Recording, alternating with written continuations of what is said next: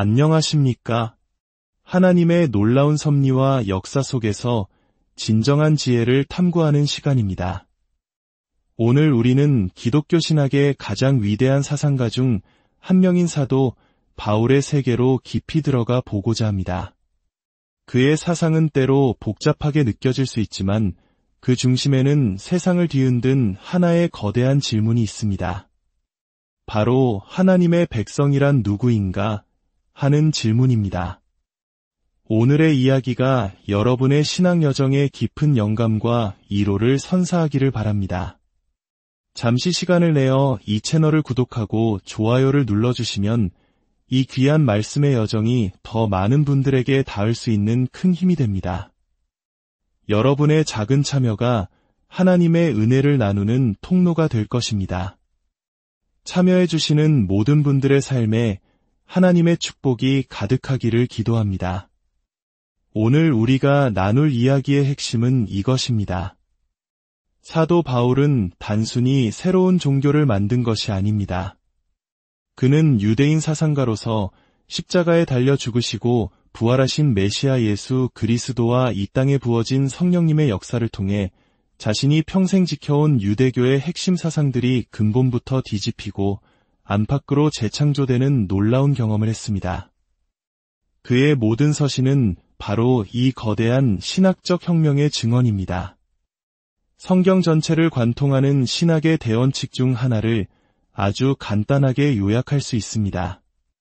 그것은 바로 하나님은 아담의 죄를 해결하기 위해 아브라함을 부르셨다는 것입니다. 물론 실제 역사는 이보다 훨씬 복잡하지만 이 문장은 모든 이야기의 훌륭한 출발점입니다. 3세기의 한 랍비는 하나님의 입을 빌려 이렇게 말했습니다. 내가 먼저 아담을 만들 것이라. 만일 그가 잘못을 저지르면 내가 아브라함을 보내 모든 것을 바로잡게 할 것이다. 이는 창세기 1장부터 12장까지의 내용을 매우 통찰력 있게 읽어낸 해석입니다. 유대인들에게 아브라함의 가족, 즉 이스라엘은 인류의 죄 문제를 해결할 하나님의 해답이었습니다. 그러나 여기서 하나의 거대한 질문이 생깁니다. 역사 속 이스라엘의 모습을 볼 때 과연 그들이 그 위대한 목표를 이룰 수 있는 존재인가? 이스라엘은 세상의 빛이 되어야 했지만 오히려 그들 자신도 어둠 속에서 방황하지 않았습니까? 바울은 이 딜레마를 누구보다 깊이 이해하고 있었습니다. 많은 기독교인들은 구약의 이야기를 단순히 신약의 예고편이나 그림자 정도로 생각하는 경향이 있습니다. 우리가 죄를 지었고 하나님이 예수를 보내셨고 그래서 우리가 구원받았다. 이 단순한 구도 속에서 아브라함이나 이스라엘의 이야기는 부차적인 것이 되어버립니다. 하지만 바울에게 이스라엘의 이야기는 절대 생략할 수 없는 구원 이야기의 본편 그 자체였습니다. 바울은 세상의 구원이라는 하나님의 계획이 아무런 배경 이야기 없이 갑자기 시작된 새로운 사건이라고 보지 않았습니다. 그는 마치 장엄한 협주곡을 떠올렸을 것입니다. 오케스트라가 오랜 시간 연주하며 주제를 쌓아 올리다가 마침내 솔로이스트가 등장하여 그 모든 선율을 하나로 모아 폭발적인 클라이맥스를 만들어내는 것처럼 말입니다.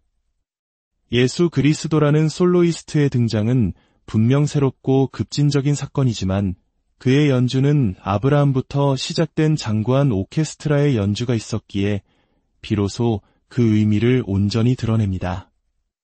예수님의 등장으로 인해 우리는 비로소 그 이전의 모든 역사가 무엇을 향해 달려왔는지 깨닫게 되는 것입니다. 메시아가 우리의 죄를 위해 죽으시고 성경대로 다시 살아나셨다는 바울의 고백은 단지 구약에서 예언 구절 몇 개를 찾아냈다는 의미가 아닙니다. 그것은 아담에서 시작하여 아브라함으로 이어지는 거대하고 단일한 서사가 마침내 메시아의 출현과 성령님의 임재로 그 절정과 완성을 맞이했다는 선포입니다. 이 거대한 그림을 이해하기 위해 우리는 바울이 사용한 그리스도라는 단어의 의미를 깊이 생각해 봐야 합니다. 오늘날 많은 사람들에게 그리스도는 예수님의 성처럼 여겨지지만 바울에게 크리스토스는 히브리어 메시아를 의미하는 매우 구체적인 의미를 지닌 칭호였습니다. 메시아는 누구입니까? 그는 바로 이스라엘을 대표하고 이스라엘의 운명을 자신 안에 체현하는 인물입니다. 이스라엘에게 참된 것이 메시아에게도 참되고 메시아에게 일어난 일이 곧 이스라엘 전체에 일어난 일이 됩니다. 바울은 십자가에 달려 죽으시고 부활하신 예수님을 통해 하나님의 백성인 이스라엘의 진정한 정체성과 운명이 무엇인지를 비로소 깨닫게 되었습니다. 그리스도 안에서라는 바울의 독특한 표현은 바로 이 통합과 대표의 개념에 깊이 뿌리내리고 있습니다. 원래 바리새인이었던 사울은 역사의 마지막 날에 모든 하나님의 백성이 한꺼번에 부활할 것이라고 믿었습니다. 그러나 그의 눈앞에 펼쳐진 현실은 역사 한가운데서 단 한 사람, 예수가 먼저 죽음에서 부활했다는 전례 없는 사건이었습니다. 그는 이 사건을 어떻게 해석했을까요? 하나님께서 마지막 날에 모든 이스라엘에게 행하실 일을 역사 한가운데서 예수 한 사람에게 먼저 행하셨다는 결론에 이릅니다. 그리고 만약 하나님이 메시아를 자처하다 죽은 그를 다시 살리셨다면 그는 진정 이스라엘의 메시아이며 이스라엘의 운명이 그를 통해 앞당겨 실현된 것이라고 확신하게 된 것입니다. 이러한 관점으로 로마서를 읽으면 바울의 논리가 얼마나 정교한지 알 수 있습니다. 로마서 2장에서 바울은 유대인들을 향해 직접적으로 말합니다. 그대가 유대인이라 불리며 율법을 자랑하고 스스로 맹인의 길잡이여 어둠에 있는 자의 빛이라고 확신하는가? 이것은 단순히 너희도 죄인이다라고 지적하는 것이 아닙니다. 바울의 핵심 주장은 이것입니다. 너희는 스스로가 인류의 죄 문제에 대한 해결책이라고 생각하지만 나는 너희 자신의 성경을 통해 그 계획이 제대로 작동하지 않았음을 보여주겠다. 이스라엘의 소명은 세상의 빛이 되는 것이었지만 그들은 그 사명을 감당하지 못했습니다. 오히려 이사야서 신두장의 말씀처럼 그들 때문에 하나님의 이름이 이방인들 가운데서 모독을 당했습니다. 그렇다면 하나님의 약속은 실패한 것일까요? 아브라함의 가족을 통해 세상을 구원하시겠다던 하나님의 계획은 어떻게 되는 것일까요? 바울은 단호하게 외칩니다. 절대 그럴 수 없습니다. 모든 사람이 거짓될지라도 하나님은 참되십니다. 하나님은 신실하십니다. 하나님은 자신의 약속을 반드시 지키십니다. 그렇다면 어떻게 그 약속을 이루실까요? 바로 여기 로마서 3장에서 바울 신학의 심장이 박동합니다.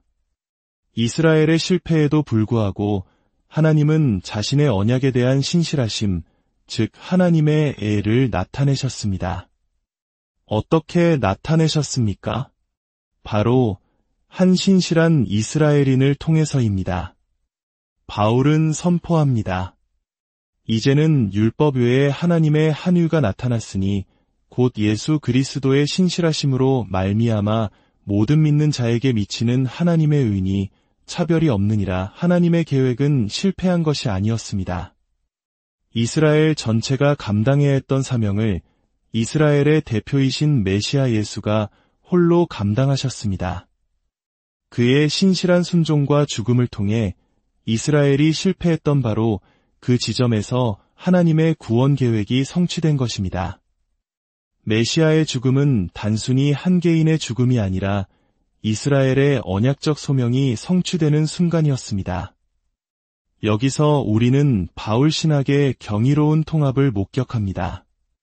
예수님은 한편으로는 이스라엘의 하나님, 야훼께서 친히 인간의 몸을 입고 오신 분이며 다른 한편으로는 하나님의 백성인 이스라엘 자체를 온전히 체현하신 분입니다.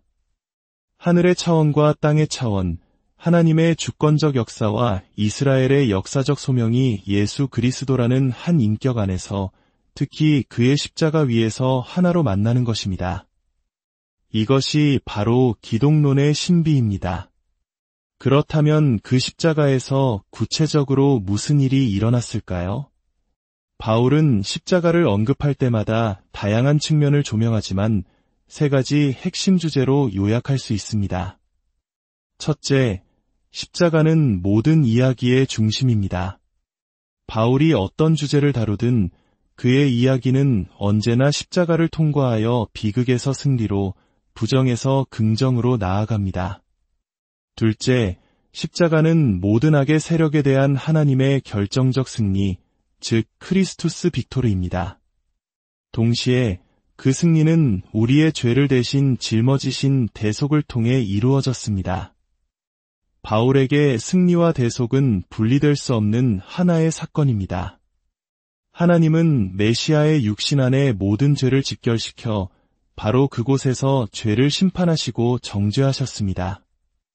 이제 그리스도 예수 안에 있는 자에게는 결코 정죄함이 없나니 이는 하나님이 죄를 인하여 자기 아들을 죄 있는 육신의 모양으로 보내어 육신의 죄를 정하셨습니다. 이 말씀은 형벌적이며 대속적이며 동시에 죄의 권세에 대한 하나님의 승리를 선포하는 장엄한 선언입니다. 셋째, 십자가는 그 무엇으로도 측량할 수 없는 하나님의 사랑과 메시아의 사랑이 가장 극적으로 드러난 사건입니다. 하나님의 아들이 나를 사랑하사 나를 위하여 자기 자신을 버리셨다. 우리가 아직 죄인 되었을 때에 그리스도께서 우리를 위하여 죽으심으로 하나님께서 우리에 대한 자기의 사랑을 확증하셨느니라. 바울은 구약 성경 전체에 흐르는 하나님의 언약적 사랑이 바로 메시아의 십자가 위에서 그 절정을 이루었음을 보았습니다. 그리고 그 압도적인 사랑에 대한 응답으로 성령을 통해 우리 마음속에 부어진 하나님의 사랑이 샘솟아 오르는 것을 경험했습니다. 이제 우리는 바울 신학의 또 다른 핵심인 칭의 교리로 나아갑니다. 칭의는 단순히 어떻게 개인이 구원받는가 라는 질문에 대한 답이 아닙니다. 바울에게 칭의의 교리는 언제나 새롭게 정의된 하나님의 백성은 누구이며 그 백성은 어떻게 하나의 가족이 되는가 라는 질문과 연결되어 있습니다. 갈라디아서의 논쟁을 생각해 보십시오. 그 논쟁의 핵심은 어떻게 구원받는가가 아니라 하나님의 가족은 하나인가, 둘인가? 였습니다. 이방인 신자들이 아브라함의 가족이 되기 위해 할례를 받고 유대인이 되어야 하는가? 아니면 하나님께서 이제 새로운 일을 행하고 계신가? 바울은 단호하게 말합니다. 사람은 율법의 행위로 의롭다 하심을 얻는 것이 아니요 오직 예수 그리스도의 신실하심을 믿음으로 말미암는 줄 알므로 우리도 그리스도 예수를 믿었노라.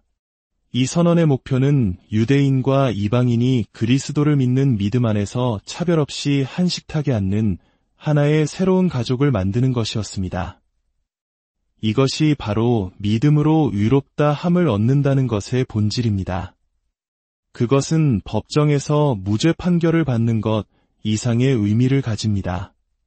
그것은 하나님께서 복음을 믿는 모든 사람을 향해 너는 이제 아브라함에게 약속된 나의 언약 백성이며 죄 용서받은 내 가족의 일원이다 라고 선포하시는 행위입니다. 바울은 이 현재의 칭의 선포가 역사의 마지막 날에 있을 미래의 최종 심판을 미리 앞당겨 보증하는 것이라고 설명합니다. 복음을 믿는 순간 우리는 가장 극악한 죄인이라 할지라도 즉시 용서받고 하나님의 자녀로 인정받습니다. 이것은 믿음이라는 행위 자체가 어떤 공로가 되기 때문이 아닙니다. 그 믿음이야말로 성령께서 그 사람 안에서 역사하고 계시다는 증거이며 그가 이미 십자가에서 죽으시고 부활하심으로 하나님께 의롭다고 인정받으신 메시아 예수 안에 연합되어 있다는 표지이기 때문입니다.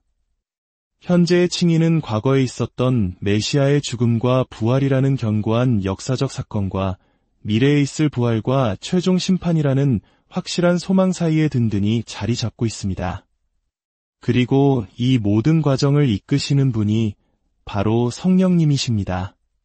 성령님은 복음을 통해 우리 안에 믿음을 불러일으키시고 우리를 그리스도의 가족으로 인치시며 우리가 육신의 행실을 죽이고 거룩한 삶을 살아갈 수 있도록 힘을 주십니다.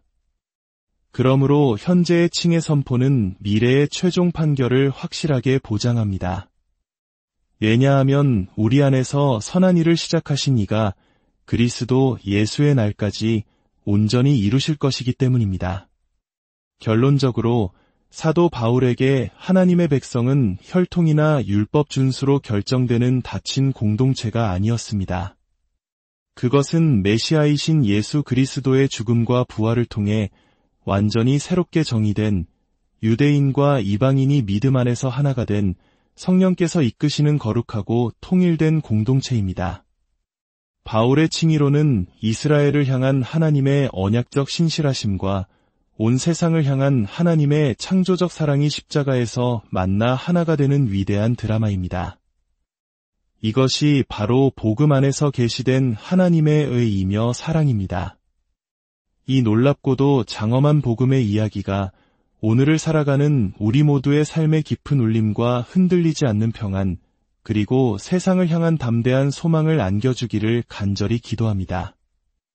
여러분의 삶 가운데 하나님의 신실하신 사랑과 은혜가 늘 함께하시기